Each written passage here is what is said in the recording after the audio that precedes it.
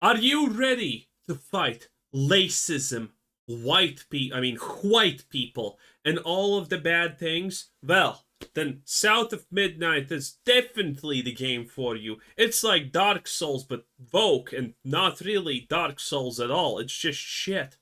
This is gonna be this is gonna be such a disaster. I can't. And close to release time. And this is the video game that all the DEI shills are trying to virtue signal with. This is the one that they're trying to say, oh, the chuds are angry because this game looks amazing. This game looks great. They're just mad. This game looks so bad. Again, the fact that this game, I talked about this. I said that this is gonna be the next big hot button topic because of how ridiculously, hilariously bad it's gonna be. Let me contextualize how bad this game is. So there's one thing not even a single Vogue developer will ever fail, and that is just generating pretty much RNG AI made landscapes.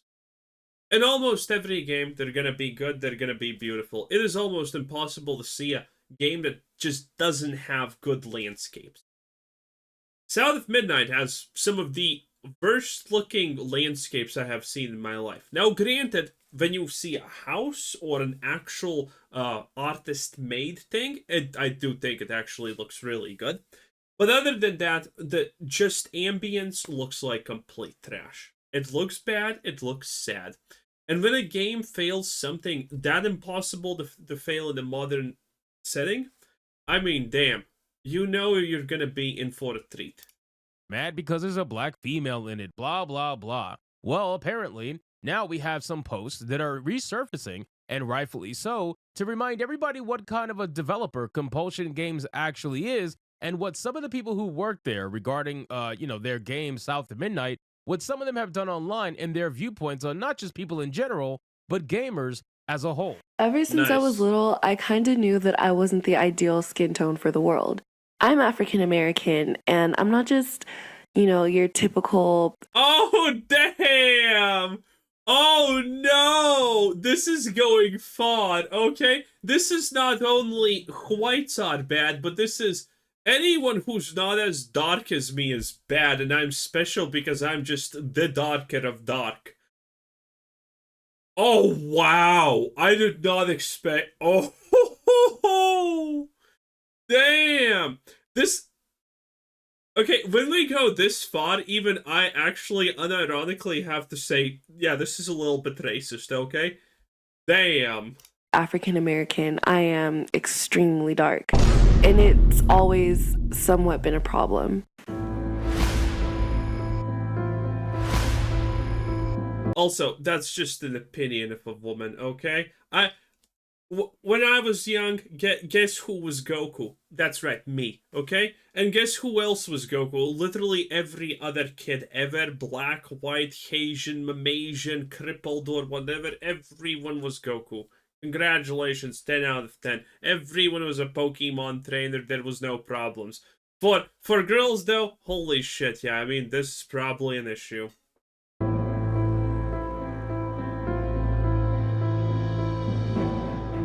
Now, again, ladies and gentlemen, I have this video playing on screen because this video is the one that they used to advertise the game recently. They did it on December 28th, 2024. And this particular video showcases to me not amazing gameplay. It's It actually boring. looks pretty damn buggy, to be honest with you, because you could see the It's not buggy. That's the thing. I said this previously. I know what he's gonna say. It looks choppy. It looks slaggy. No, this is an artistic choice. That's right. Instead of having only 15 FPS, they literally went for the game maximum having 15 FPS at any stage because this is an artistic style. Okay? And considering I'm someone who has seen the long version of this, which is 30 minutes, there's literally like two enemy variants in this whole fucking game. enemy here kind of twitching out. And I thought to myself, okay, well, maybe the main protagonist froze that enemy. But for some No. reason, then the second enemy just completely disappears and doesn't ever attack the main character. It's a very odd thing. There's nothing showcased here that says that this character stun locked permanently, killed the other enemy or whatever. It looks like the AI is bugging out, in my opinion. And on top of that, too, the animation for this looks very, very subpar, mainly because of their use of stop motion animation, which is something they're going with in this Sad. video game that I am not a big fan of in video games. Movies is something different, but video games, not really It looks really bad. Again, it just looks like it's perpetual log. a fan. So let's get into this video, guys. But of course, before we do, if you are new here, just consider hitting that subscribe button. I would greatly appreciate it, and like the video to push us out into that YouTube algorithm. Now, we got a post here from Kyle. Shout out to you, man. He says, Compulsion Games hate gamers and seeks to rewrite history as hard as they Nice. want to redefine racism. They know where to shove their mandatory DEI sweet baby in game. If highlighting their own words makes me anti-woke, oh no, LOL. This is gonna have a 200 player peak. By the way, this is my prediction. South of Midnight is gonna have like a 200 player peak or something. Okay, maybe 2000 if they're super lucky. Maybe. But this is literally another Dustborn. Now, again, really quick, this game does have SBI's involvement. That's number one. We showcase the entire history of this game where somebody over at this particular studio decided to leak the fact that this game was going to be a white female-led game, and then once SBI was hired, it ended up being changed to a black female-led game. That's just something that we talked. To be fair, it doesn't matter if the protagonist is a male or whatever. There's no success in this. It's just bad. First of all, it also just portrays the South of America as this unhinged, fucking morally bankrupt, stuck in the past swamp type of place with the greatest thing in it being a guy who fucking can, sing to rats or something. It's not gonna be good. Talked about for many times over the last few months.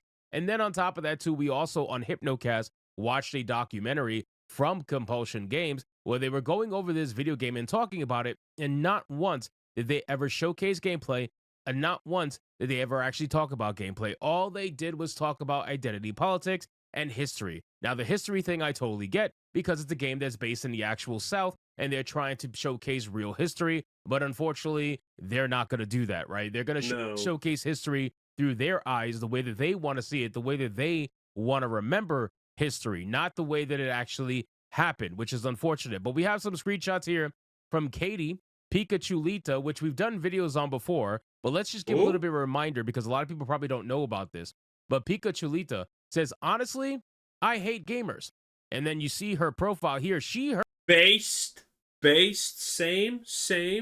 Their evil chuds are racists, and they probably like Hotler or something. her BiPan Femme history alumni with Changemaker DEI consultant, community manager at Compulsion Games. Now, she got her name thrown around back when all of the community managers were getting roasted for doing nonsense like this, and this is why these games get bad reputations. This is why these games get bad press, because it'll take one person to ruin it for everybody else, and they let these people continue to do that because they don't want to cross the line into racism. They view that, okay, if you They also don't want to cross the line into making a profit, seems like, but that's fine. criticize Pika, whatever her name is, if you criticize her, then that automatically makes you racist, misogynistic, a bigot, whatever. And these people are scared of being called words that have no meanings anymore. Anyway, she says, we also need to be very honest about the elephant in the room. The majority of the perpetrators are white adjacent, cis, hetero men. Kelly then says that she quote tweeted the God, I love being the best and dangerous thing on this planet. I love the recognition because everyone knows if we get down to fucking business, there's nothing anyone can do. We are what keeps this planet fucking spinning. We are the most best, dangerous and everything. She's completely right. God, it feels good. It feels good to be noticed. It feels good to be represented. You know what I'm saying? It feels good when she knows, when she understands what the world is. sheer level of scum-sucking filth that permeates the gaming community is abhorrent. I'm disgusted to even have an interest with so many terrible people. Then she says, I gotta ask, what the fuck is wrong with y'all? Again, having a complete and utter meltdown, not even just a little while ago. And then you have here a post from Compulsion Games talking about what they plan to do with this game South of Midnight. If you look, there's a top post here that says many people or many video games are the product and look to recreate and remaster these stories, and important to reconsider the implications. Our part to rewrite history, not repeat it. We applaud our peers. Okay, that was the original. I love that these people are, by the way, not even remotely. I'm touching. This is 10 out of 10. I love that these people are just openly saying, by the way, okay, let's just rewrite history and make it herstory. Post. They edited this post into this here, what you see. It says, many video games are a product of the times they were created in. As we look to recreate and remaster these stories for modern audiences, it's important to consider the implications of these harmful portrayals and part to rewrite new history, not repeat it. Now, if you look, they edited this, okay? They went from we're going to rewrite history to we're going to rewrite new history. They had to change it because their agenda got a little bit too exposed, let's just say. They were a little bit too honest in the first post. So they re-edited it and they put new history in there. That way nobody can come after them for wanting to actually rewrite history, which is what we know they want to do, right? It's pretty obvious. If you watch the documentary based on Compulsion Games, you'll realize very quickly that these people absolutely want to rewrite history. They want to be activists and completely change. Yeah, they also that documentary was, by the way, about the game, which they never spoke about. They never said anything about the game. But that documentary was supposed to be about the game, but they never said anything. It's crazy. Everything that has happened in the South. They don't want to admit that any of it is true. And this is why they never learn from history, because they're too busy trying to run from it or hide it. Then it looks here, Tomb Raider actually retweeted this. And it says Crystal Dynamics has condemned the depictions of people in the cultures, blah, blah, blah. They're talking about the trigger warning, right? The trigger warning that was in the recent Tomb Raider game. Well, apparently Compulsion Games loves trigger Hilarious warnings. It says, we applaud our peers at Crystal Dynamics for their reflections and corrections. Okay. Now, keep in mind, if you see here on the bottom right of this screenshot, when you look at the actual list that Sweet Baby Inc. would work with before they took it off their website and tried to hide it because they don't like transparency, one of the people that was on this list was... Hey, listen, if I was Sweet Baby Inc., I would also not like transparency. That sounds like a death sentence for a company like that, okay? The scummier you are, the less transparent you want to be. Okay? That's just the reality of it. People who are scum hide things. People who are not afraid of these things demand that things be shown to the public. It's that easy. It's that easy. Anyone who says, oh, I'm not going to show you anything because I don't need to, there are situations where you cannot show things because maybe it has your personal info or something like that. But typically, that's not going to be the situation. Like, for example, Dr. Disrespect. Remember him with the PDF stuff? He's really adamant about him doing nothing wrong, but at the same time, when asked to reveal the text, he's like, I'm not going to do that. And he starts crying in the cup corner. Compulsion Games. So SBI absolutely has infected this game. Do not get it twisted. For those of you who didn't know, well, now you know. And then Kyle shouted this out as well back in February 15th. Compulsion and Sweet Baby Inc. proudly proclaim their prioritization of the mythical modern audience. So they're going to be constantly... I like the term of the use. I like the...